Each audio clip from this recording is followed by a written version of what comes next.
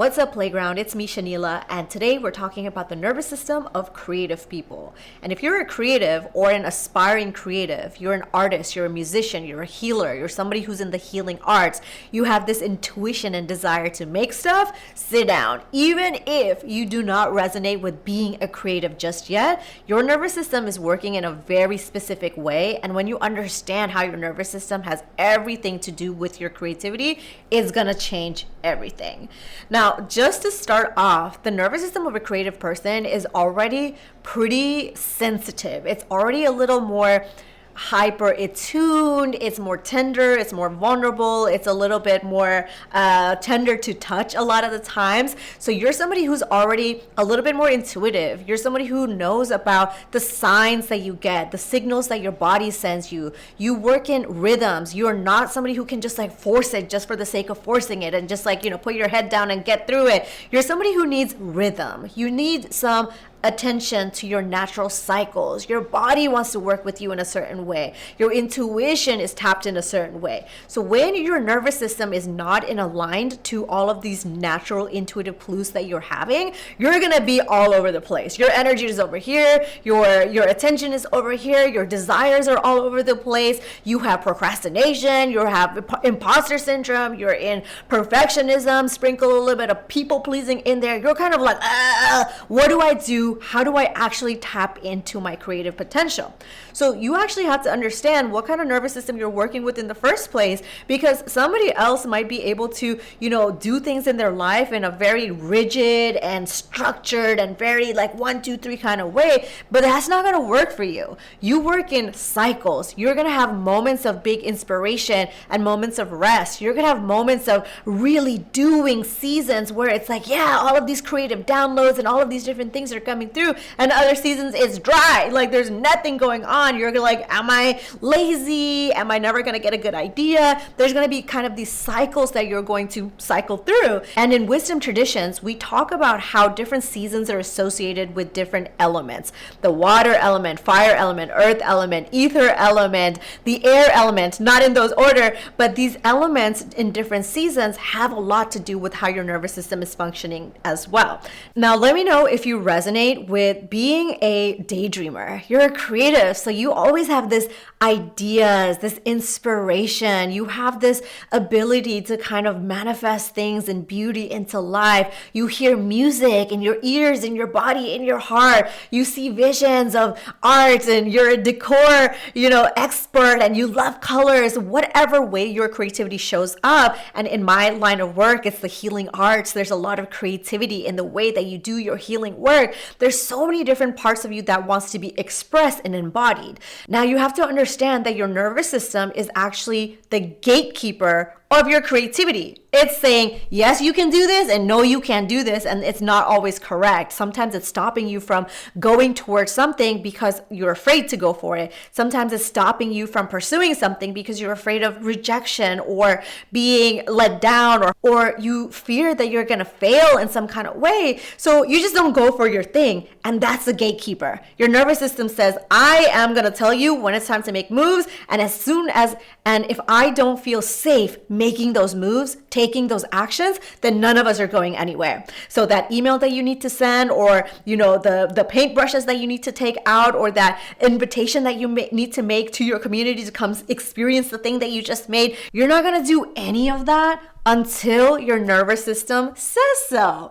And your nervous system is very sneaky in that way, because you think that you're convincing yourself like it's not the right time, it's not the right time of year, it's not the right time of day, it's not the right fill in the blank, but it will never be the right time. It will never be the perfect enough type of situation or circumstance where you're going to actually do the thing until you feel safe enough to do the thing. So what do you do about that? What are you going to do about that? It's not just like, well, like body, nervous system, I'm going to just like force you and tell you I'm safe. You can't just scream and shout affirmations about safety. That's like saying like, hey, if you feel unsafe in your house, and I'm just like, just tell yourself that you're safe, is not going to help. It's not going to do anything. You need to actually see evidence of that place being safe to you. So perhaps that means you put an extra lock on your door, or you get one of those Ring cameras that helps you monitor your house a different way. Perhaps you text your friends, in a certain type of way that allows you to feel safety in where you live. And that is the same exact thing about your nervous system. Your nervous system is your home. It's your body, this vessel that you live in, that the thing that you occupy, the soul that lives in this like weird flesh meat suit. It needs to feel safe. And for whatever reason you don't feel safe, whether it's childhood, whether it's trauma, whether it's made up, whether it's whatever, it doesn't matter how you get here or how you got here. It matters how it is that you're going to move forward in creating safety in a body that inherently doesn't feel safe. So for a lot of us, it looks different ways, because sometimes it's like, that you don't feel safe, right? Like, that there's parents who told you like, don't do art, don't do creativity. And so that's kind of the voice in your head, and you can pinpoint to exactly that moment or exactly that thing that is bringing you to this moment. You can pinpoint that. But sometimes it's a little bit more sneaky. It's like, no, I had all the support and I have all the resources, and I can do the things that I want to be doing, but something, quote unquote, something, it's your body, it's your nervous system, but something's in my way from like fully stepping in to be able to trust myself, to hold myself, to guide myself, to, pick myself up when I don't do it perfectly, or I don't get the result that I wanted. How is it that I'm going to be able to create safety within myself in moments when I don't actually feel safe? And perhaps because I grew up in a way that made me feel this way all the time, I think that's just the normal thing, that I'm always going to feel this way. My nervous system is actually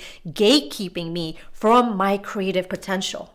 Okay? Part 1. Now, part 2 is about the creative blocks that your nervous system experiences.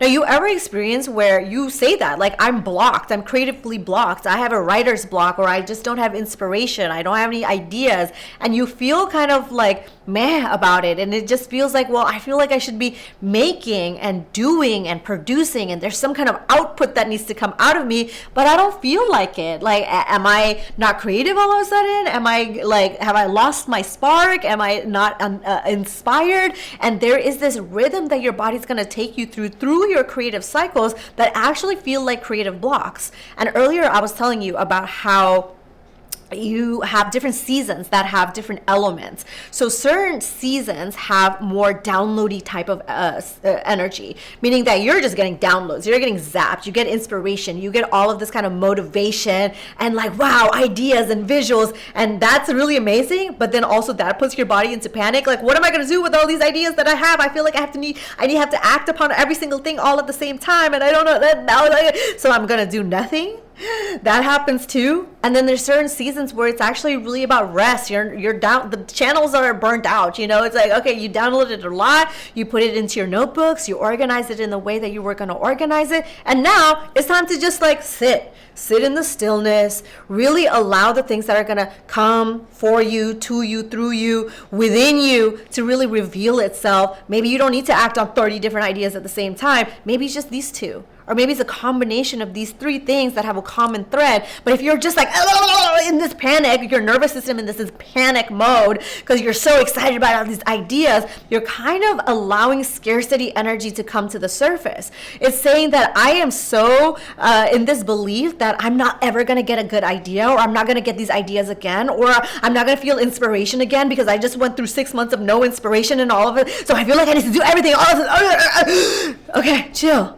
That's your nervous system talking. Maybe it's happening in your head. The narration is happening in your head. Like the movement of all the thoughts are happening up here in this upper energetic body. But the feeling of it is being processed in the physical body, the vessel that you live in, the home that you live in that does not feel safe. It says, I think it's going to leave me again. I think the inspo is going to leave me again. What if I'm not going to be able to do this later? What if I can't do this now? You understand? Your nervous system. That's your nervous system. So the creative blocks are actually really beautiful moments in time where you just get to sit. You get to explore. You get to integrate. You get to do nothing. Perhaps it's a season where you consume more than you create. And that's an issue the other way around, where you're consuming more than you create. That's usually the proportion that we're dealing with. But that season, you're like, okay, actually, maybe I just don't need to like go be inspired all the time. I just need to learn how to fucking live my life. I just need to learn how to just like enjoy and be and like not have a purpose. Is that possible, that I just like experience some ice cream and I go on a walk and then I'm like not trying to get anywhere or trying to like eat the most amount of best ice cream ever? Like I'm just like existing. That's the energy of the creative block. But the more that we name it a block, that's the way that it shows up in our heart. That's the way that it shows up, and that's how it integrates in our energetic body. We're blocked. We need movement. We need momentum. We need it's like Golem, you know, it's like I need the ring. it's kind of like it's like no, relax. You don't need anything. You have everything you need already within you. You're just waiting to shut the fuck up so you can listen to that information that is already channeled and coming through you in a way that's meant to come through you. So sometimes those stillness seasons are the signals that you're waiting for. You know, you're like waiting for a sign or waiting for inspiration or waiting for the muse to come through. It's like, yeah, shut up. Shut up so that it can speak. You know what I mean? It's like waiting for its turn to speak and waiting for its turn to be heard in a proper way. And you ever feel this way when you're like in a group of people and everybody's like talking and chatting and you just don't feel like talking over people? You just don't feel like, hey, like I have something to say, and you're like talking and shouting and saying it louder so that you're heard and so that you are, you know, being experienced. And it's like, no, I'm just going to be quiet. Like, and if there's an in, then maybe I say a word or two, but I'm just not going to fight for the space to do all of that. You ever feel that in a group of people? I for sure do. I'm like, I would rather say nothing, and you could think I'm shy and not a yapper, and that's your problem. I'm fine, right? And so that's kind of what your creative inspiration is doing as well. It's sitting in a table and you're just like talking and wanting and and the inspiration's like, yeah, like I'll wait till again, like until you shut up for me to just like interject myself, because I don't want to feel rushed to talk. I don't feel rushed to explain myself. I don't want to feel rushed to like say it faster so that I can keep your attention span and so that your dopamine can pay attention to me. I don't want all of that. That's how your inspiration feels to you. It says, I'll talk to you when you're listening to me. I'll talk to you when you have given me time. I'll talk to you when your nervous system is feeling grounded and in a place of beingness, so you're not chasing where you're going to go next. And you're not stuck on the past and being nostalgic about where you were and how amazing it was back in the day, and you hate the present moment. I don't want to talk to you in haterade. I don't want to talk to you in fighting for a place to talk. Like, it's like either click on the video or don't. Like, either click on the episode or don't. It's like you're making a choice to stay and to give time and energy and attention, to give your focus. And that's how your creativity feels about you too. It's saying, I will signal to you really potent messages. I will signal to you when you're listening to me and you're not listening to me. Shh, deep breaths. And you know those moments when you are taking deep breaths and your body's like, I feel that too. You know, like to-do list and things and you feel it in your physical body. It's like, oh, my arms are just like jittery. You feel that in your stomach. Your intuition is like, you feel like your back, your lower back, all of these body cues are constantly talking to you. They're constantly speaking to you. They're constantly showing up for you. Now, I'm going to take a pause and I'm going to say that if any of this is resonating with you, I want you to take the Daydreamer Archetype quiz. It's at www.alwaysplay.org/dreamer. And this dreamer archetype quiz is going to let you know what your nervous system is doing when you are in this creative panic. What type of perfectionism is showing up for you? What are your flow states? What are your elements that are most and least activated? What type of actions that you can take to move through being in flow rather than force when you're experiencing all of this panic in your body as it relates to your creativity. So take this archetype quiz, let me know in the comments what results you get, and let's get back to it. So the third part I'll mention to you for today is when your nervous system is responding to creative desire and creative potential. And actually, let me backspin for 2 seconds because I want to talk to you about creative potential before I get into this next part. there's this big desire that sits somewhere in your body, and maybe you already know where it is. Maybe it's at your throat, maybe it's at your heart, maybe it's your gut, your belly. It's gonna be very obvious. If you've ever clicked onto this episode, you know that you have this creative potential that maybe you're already practicing. You're already in the muscle of practicing, or you used to, but you don't as much, or you want to more. Whatever your variation is and whatever part of the spectrum you fall on, you know there's this potential, this creative desire that is sitting within you. And what this potential wants to do is it wants to be experienced. It wants to burst out of you. But we, as the vessel, once again, the nervous system, the energetic body says, I want to do it in a way that feels good to me. I don't want to be forced to prove that I'm creative or like prove da. It needs space to come into life. It needs to be in flow. It needs energetic space. It needs to feel spacious and safe. And the core word that I've been using this whole time that I've been yapping at you is that safety is the key to your nervous system. When your body doesn't feel safe, all this potential just keeps sitting here. And there is no 1, 2, and 3 steps to being like, here's how your nervous system feels safe, because it's very unique and nuanced to you. And especially when you take the Daydreamer archetype quiz, it's going to let you know, oh, I have a nervous system that tends to shut down. So the way that I unlock safety within a nervous system that's shut down is not the same with a nervous system that it's overdoing. And it's not the same within a nervous system that's doing both. Sometimes it shuts down and sometimes it overdoes. And what does it look like to be in the middle? So the key is not just like, here you go, here's the blueprint, and here's like, here's the somatic exercise that you do. If you pump your arms, then your potential can come out. It's like, no, that should actually trigger the shit out of me. It actually made me feel more unsafe. I feel like there's all of this energy that's moving through. Now I don't even know where to put this energy, and I actually feel more dysregulated and more disoriented than I did before I was waving my arms, right? And if that helps somebody else, good for you. Amazing. Love that. Invite me to whatever you make. I will support your creativity that was aroused through this activity, but that might not be true for a different nervous system. So your nervous system thrives to create in flow and not in force. So if you're rigid in a way that's like, we do this, here's 1, 2, 3, that's when our creative block is, and the is actually not the rhythm that your body's functioning in. And especially if you're somebody who menstruates, you're going to have a different hormonal rhythm during the day, and you're going to have a different hormonal rhythm during the month. You're going to have a different hormonal rhythm during the year. And I have an episode on my podcast, it's episode 33, called Find Your Flow. It's all about ultradian, circadian, and infradian rhythms. It tells you about the macro and micro rhythms in your physical body that allows you to think about your nervous system towards your creativity in this way as well. So when your body is doing different hormonal things, you're going to approach it in a different way. And if you're somebody who doesn't menstruate and you are somebody who is more on a 24-hour clock, then your rhythms are going to be very different than a woman who menstruates, and then a person who doesn't menstruate, and then a man who has a different testosterone rhythm. He's gonna need different things. So his ability to be rigid and to be quote unquote disciplined and have the same structure every single day is a little bit different than somebody who's attuned in their body in a different way. So if you're trying to force yourself into a rhythm that doesn't belong to you, you might do it. I'm not saying it's impossible. I'm always like, possibilities are possibilities. Yay. It's like, okay, but like, it's going to be harder. And your nervous system doesn't want it to be harder. Don't you have enough issues in life that why do you need another issue?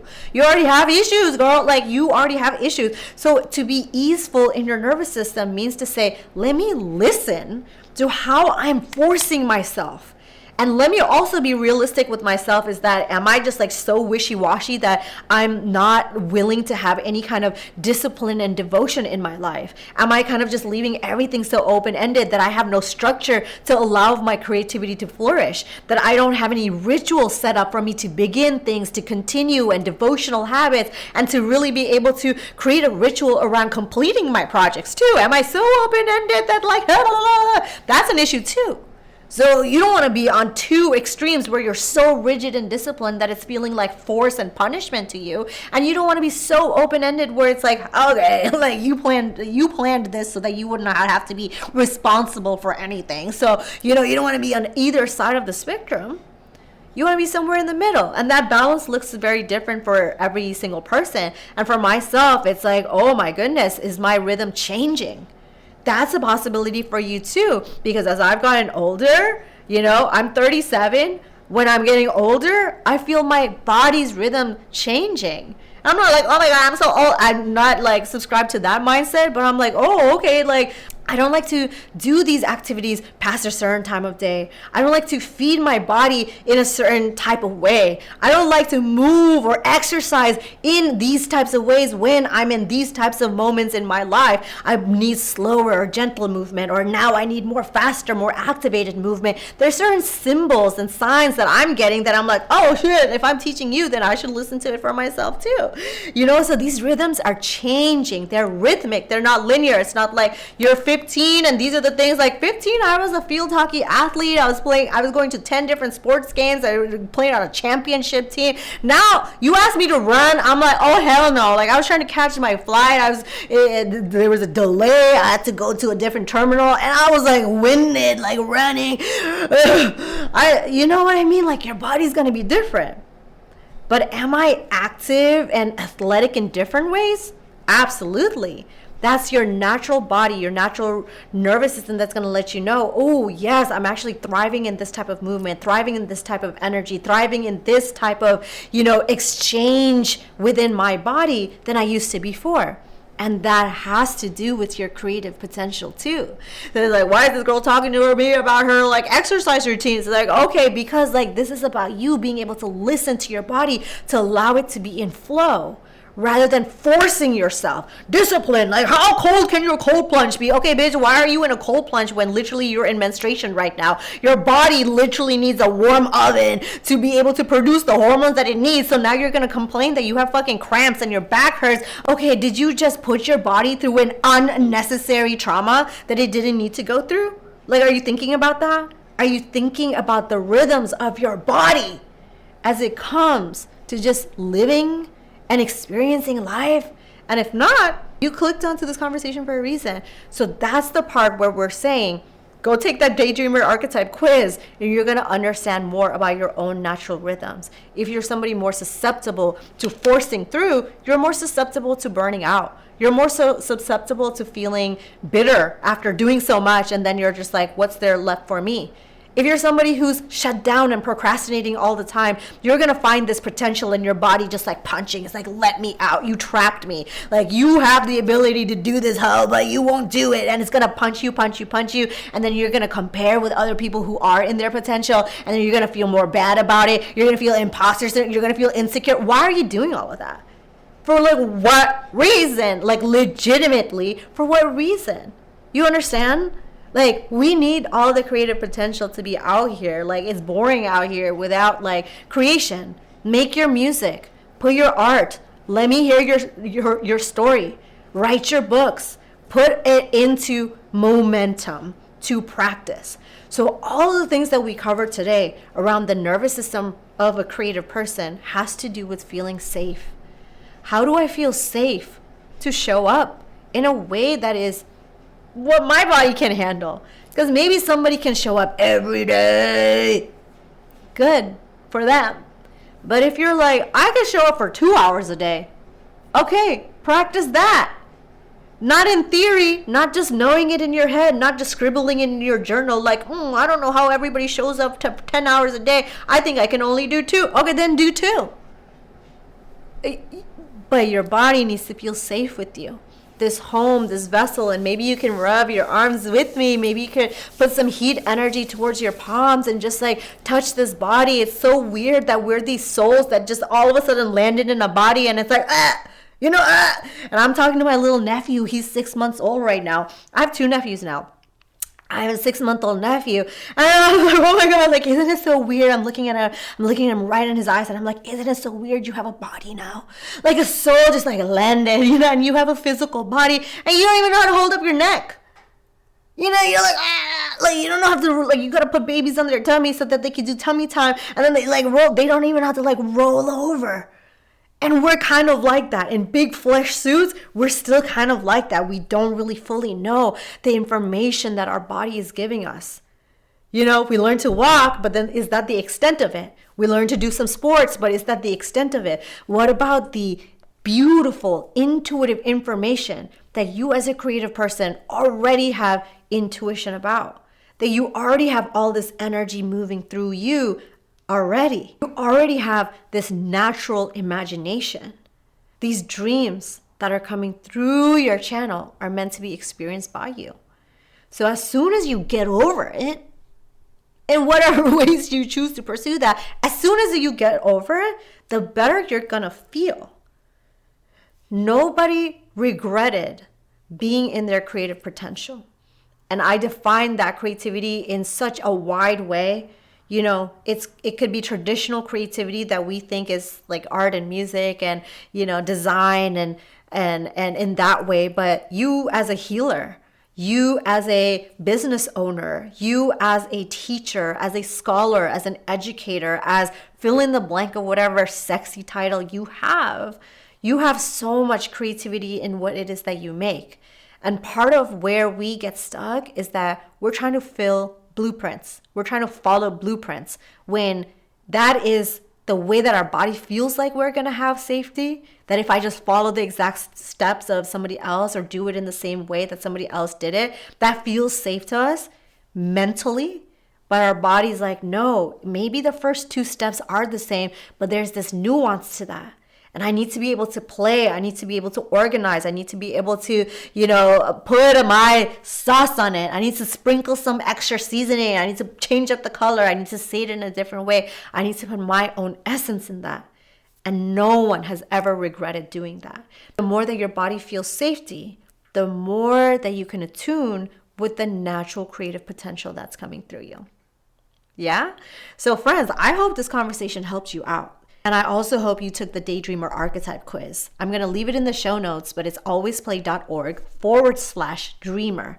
And it's going to tell you so much about your nervous system, your perfectionism style, your flow states, the way to move through that to really be in your creative potential. And if you are wanting support in being in a creative container with other people who are also trying to figure out what does it mean to be consistent? What does it mean to be witnessed in my creation? What does it mean for me to have consistency and structure and community? I'm running my Daydreamer container for 6 weeks.